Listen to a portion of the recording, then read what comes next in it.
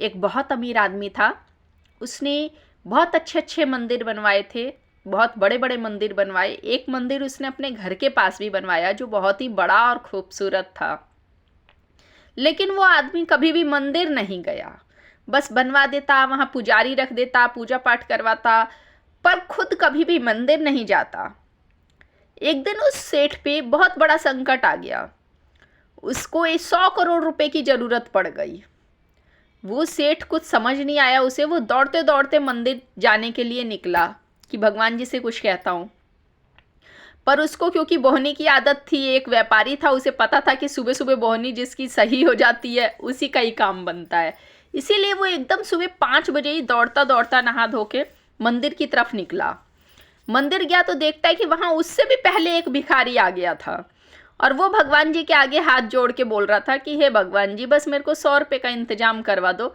मेरी पत्नी की तबीयत खराब है, उसको बहुत खांसी है, उसे एक मुझे खांसी का सिरप लेके देना है, वो बहुत खांस रही है।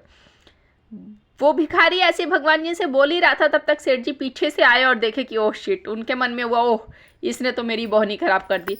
वो फटाफट से सेठ जी ने 100 रुपये का नोट निकाला और उस भिखारी को देते हुए कहा कि ले भाई चल जा, तू अब जा, तू अपनी दवाई खरीद। वो भिखारी वापस भगवान जी की तरफ घूमा, हाथ जोड़ के बोला कि हे भगवान जी, आपने तो पहली बार में ही मेरी प्रार्थना स्वीकार कर ली, आपका बहुत बहुत धन्यवाद है। ये कह के वो भिखारी चला गया।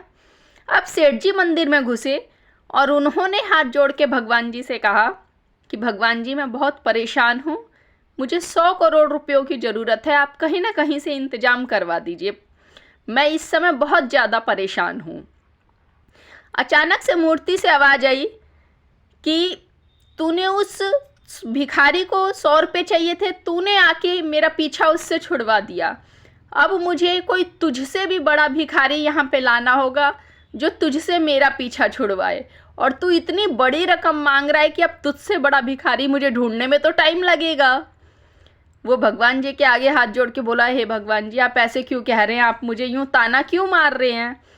भगवान जी बोले कि कभी भी तू मेरे से मांगने ही आया है, मिलने कभी नहीं आया। आज मिलने अगर तू आया होता तो तेरे ऊपर संकट कभी ना आया होता। वो सेठ जो होते हैं वो भगवान जी की बात समझ जाते हैं।